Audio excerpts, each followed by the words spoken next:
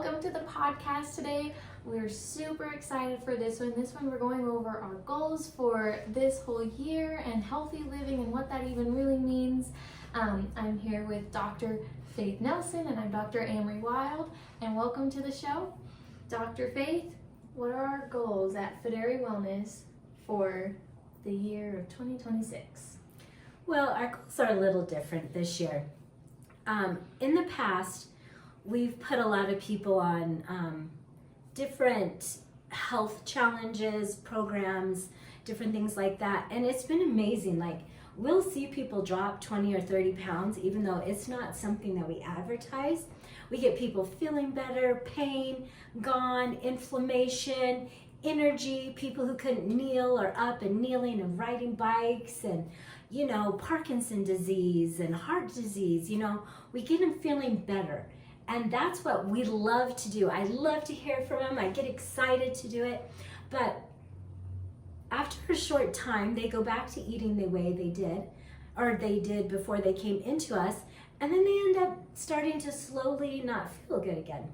And so we have kind of changed our direction, and we're not really focusing so much on cleanse, be done, support, those things, but really changing a lifestyle. Instead of thinking as things as like a program or a diet, I really want people to learn how to live healthy and to be healthy, because I really feel like that's really the most important thing I can give people. And I feel like education, which is why I'm taking the time to do videos and classes and even this podcast, is to educate people, because I really feel like that is the most important thing. And so first things first is you have to get healthy. If you want to live long and healthy and be able to play with grandkids and climb mountains and ride bikes, you got to be healthy. So what is like the number one thing when someone wants to be healthy? What is the first thing you check in? Is it mindset? Is it diet? Like, where do you start with people when they come in and they want to be healthier? So the first thing we start with here, and I would encourage everyone to, is your why. Why do you want to be healthy? Why do you want to lose weight? Why do you want your acne to clear up, or diabetes to go away, or why do you want to be able to kneel down? You have to have a why, and that why has to be a lot bigger than you, if that makes sense. Years ago, it was probably 12 years ago, I was diagnosed with being pre-diabetic, and at that time they had me take out gluten and processed sugar, and it was really hard. Today you have a lot of options, but 12 years ago you did not have a lot of options to buy or recipes to find online. And so what kept me going at that time was my why. And at that time, my why was my kids. I had 2 kids. One was married and one was getting married. But I have 6 other kids that I wanted to raise and see get married, and I wanted to see grandchildren be born and things like that. Now my why has changed over the years, because I do think whys change. As my kids have gotten older and had children, part of my why is being with my grandchildren. I love spending time with my grandchildren. A lot of people know one of my daughters had twins this last year, and I love spending time with them. But it takes a lot of energy to chase after twins. 8 children was easier than twins. Anyway, but also, I want to go and I want to be able to hike when my kids want to go hike, and my boys, they don't really like to stay to trails. They like to hike straight up the mountain. And I want to be able to hike straight up the mountain, and so my whys change, but it's still bigger than just me. And you have to have that why to be able to make changes and to stick with them, because it's not always easy to stick with it. Anyone can cut out gluten and sugar for a day. Who can cut out gluten and sugar for, a lifetime? A lifetime. And so it's got to be bigger than you. What's your why? My why, I would also say, has changed. I was single for a while, and so I think it was really just, I wanted to be healthy, and I didn't want to be achy all the time, and I wanted to be able to go out and have fun, because when I ate crappy food, I felt crappy. But, now I'm married and I have my husband and I want to be around with him and I want to do that. But we're having our baby and I want to be around for, everything with our child and raising him and be able to get on the ground and play with him and take him to soccer and play soccer. I want to be there for everything. I don't want to just be in the background watching him grow up. Mm-hmm. Yeah, that is a big deal. And I think, after the why, the biggest thing is like, what are you willing to give up to get there? Because so many people, they have this big why, like, oh, my grandkids, my family. But then you ask them, what are you willing to give up to get there? And then they're like, oh, like, yeah, they kind of know. freeze. Yeah, Like, that ice cream is really hard to give up. that's part of like our relationship though, is we go get ice cream. Well, you might have to find a new relationship, Mm-hmm. Or just change it. or just change it, or make the ice cream instead of go buy the ice cream. But you're not going to get better unless you're willing to sacrifice to get better. Yeah, exactly. It's really interesting. So one of the classes I took was for microscopy, and I took it from a professor out of the UK, and he and also another lady who does acupuncture. I do acupressure with tuning forks, and she does acupuncture. I was both talking with them, and neither one of them will work inside the United States. And both times I asked why, and they always said, both of them said the American diet. And I think that's so true. We think that hamburgers and french fries are fine to eat, a couple times a week. But you don't realize. Meat and potatoes. Well, potatoes are highly inflammatory and kill testosterone. Men should not eat potatoes, and we are based in Idaho. And seed oils. Exactly, yeah. Well, and then you have the ketchup, all the dressing that goes on the hamburgers. In fact, we're going to go buy a McDonald's Happy Meal because I saw this video of a guy who bought a McDonald's Happy Meal like 10 years ago.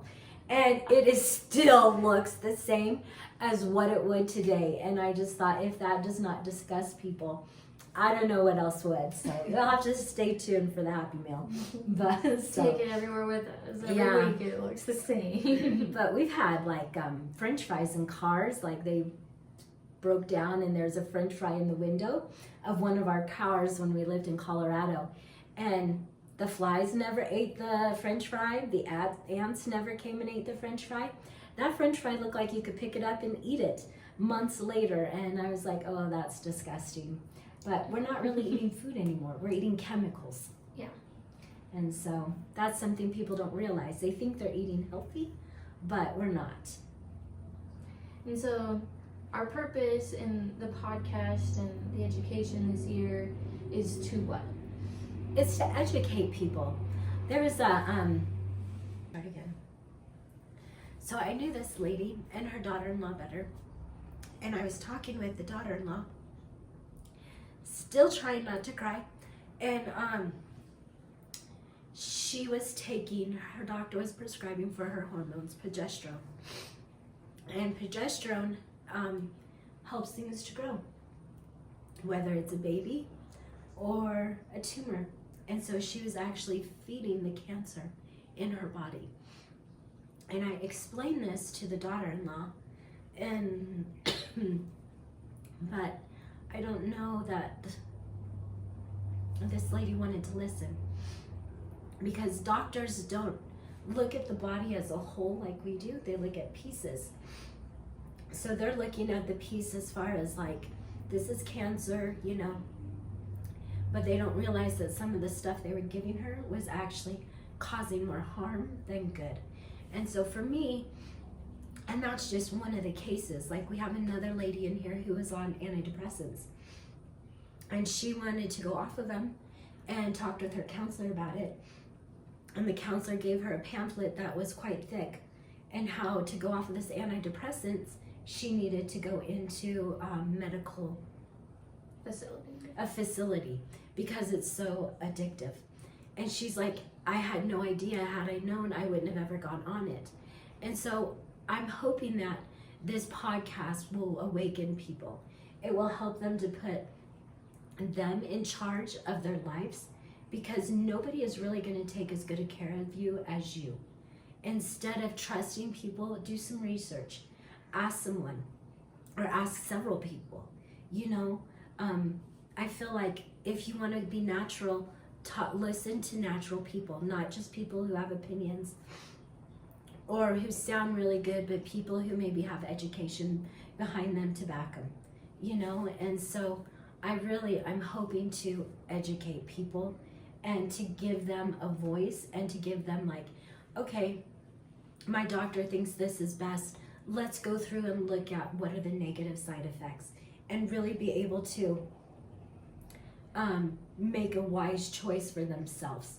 Because, I'm not for prescription medicine, but, I guess sometimes there might be a reason. I don't really know one, or I can think of one. But I think it's important before you put something in your body to really research it and to find out. Because there's a lot of medicines that are causing people to be really sick. Yeah, we have another one, and he's also on antidepressants, and one of the symptoms of his antidepressant is tremors. Mm-hmm. And what's causing a lot of his depression is that he can't work, and he used to do woodwork, and amazing, he would use his hands, but his tremors are so bad that he can't do the things that he enjoys. And they were doing a clinical trial, and he signed up for it for tremors, and he was denied from the clinical trial because 2 of his medications that he was on caused tremors. And so I really think that just educating people, you need to look into your prescriptions, and maybe for you it is worth it to have those prescriptions, but you need to look at the pros and the cons. Like, if I take this, what could this cause in my body? And am I willing to give that up? Yeah, well, and I think we have to realize too, we're not really part of a healthcare, not we, but health in general. When we look at doctors and hospitals, they were originally designed for great things like heart attacks or car accidents, or my son ended up having to go and have his appendix. His appendix burst and things like that. And so I believe there's a place in this world for doctors. But it was designed for when you're sick, you go to the doctors. Or when you're hurt, you go to the doctors. So it's not really health care. It's sick care that they're practicing. Mm-hmm. A lot of times, say your liver. I have a phone call I got to make here in a little bit. There's a lady who's turning yellow, and her doctors are telling her they're not finding anything wrong with her. And I'm like, definitely your liver, and they're like, no, it looks fine. But they don't recognize, with the liver or kidneys, that anything is wrong until it hits critical stage to where essentially you got to put on dialysis. There's no returning. There's no coming back. And so I feel like that's sick care. Why not, when they're healthy or even starting some symptoms, start treating them then? Mm-hmm. And so they don't end up here to where it's transplant, dialysis, that's all we can offer you. And so for me, I feel like let's educate people and get them healthy here, So what do you think about, a lot of people would say that people are living longer today than they ever have before, and that is healthcare at work. What is your thoughts on that? I would disagree. People are living longer, that is a true statement, but they're not living healthier. A lot of times people say that they're dying 10 to 20 years before they die. They stop living, they stop being active, they stop going, they stop being able to, my daughter took her grandma shopping because we have a baby shower, and her grandma couldn't even decide what to buy because she has some dementia, and she couldn't even decide what to buy. And so my daughter eventually is like, let's buy this, and you have to have other people make those decisions. And that's dying to me. That you're not living. Not there anymore. Yeah. Mm-hmm. And so that is happening earlier and earlier, which is, to me, is sad. People come in and they find out I'm 50 years old and I carry grandbabies around and I hike up hay bales and mountains and all these different things. I'm actually really pretty active. and they think it's crazy. They just feel like getting old and those symptoms are normal. And I'm I like, think they're getting not old normal. is 30. Yeah, that's true too. Like, well, I hurt because I'm 30. You know, Uh-huh. like, that's not actually normal. No. You know, you shouldn't be aching as At of 30. Yeah, you know? exactly. And so when I talk to him, I'm like, no, that's not normal. You can live healthy even as you get old. It's like a completely different thought to them. It's like they never thought, wow, I can get old and not have aches and pains and inflammation and those things. Well, and it's hard too because, I mean, you don't want to say goodbye to grandma or grandpa, but we are helping them to be alive longer, but they've stopped living for so long that they don't have a purpose, and they just go downhill so rapidly when they get to that point. But they're not dying, they're alive, but they're not living. Yeah, exactly. And I think that goes to show that we think that we're healthier than we are. You know, Yeah. we think that we live in a society where everyone is just getting healthier and it's great, but people aren't getting healthier just because you're staying alive longer. The living part is going out. Yeah, the quality of life Mhm. is going down. For sure. There's a statistic here that 7 out of 10 Americans die from chronic disease. And that's really crazy because a lot of people think that, oh, well, you know, it's hereditary, I'll probably get it. And they just don't really see that there's a hope that they can overcome the dementia or the Alzheimer's or the Parkinson's. They just think Cancer. you know, heart like I'll probably issues. get it at some point and I'll die and I'll work until I die, and they're not living. And I really think that when you're not living life, you're just slowly dying and you're causing yourself chronic disease. Yeah, very true. There's another one that I think this is really important for a lot of Americans to know. And it was, there's a book called Death by Medicine. And it actually sheds some light on mistakes that hospitals, in surgeries, medical errors, infections in hospitals, malnutrition in hospitals, and drug reactions that have caused death. And actually in America, per year, 800,000. And I think it's just really important to know that, and that actually the president in 2006 of the Mayo Clinic, he actually stated that there is really no system of healthcare in this country now. You know, there isn't. So you can't fix it because it doesn't exist.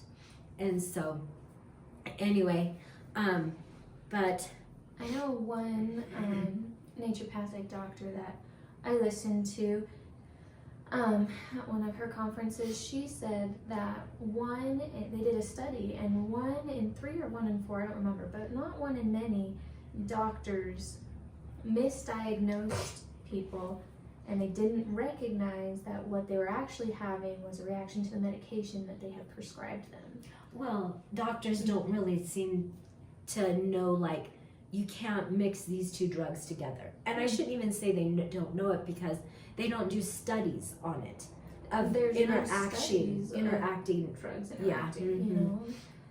Yeah, and so I think that's really important. But we're not gonna pound a whole lot on them. We're actually gonna attempt to be positive here. We're gonna focus on food here, and labels, learning how to read labels, motivation. We're going to help you find your why, and then we're going to help you find, you know, you're going to have to make sacrifices, but we're going to help you find ways to ease into those sacrifices in a way that you can be successful.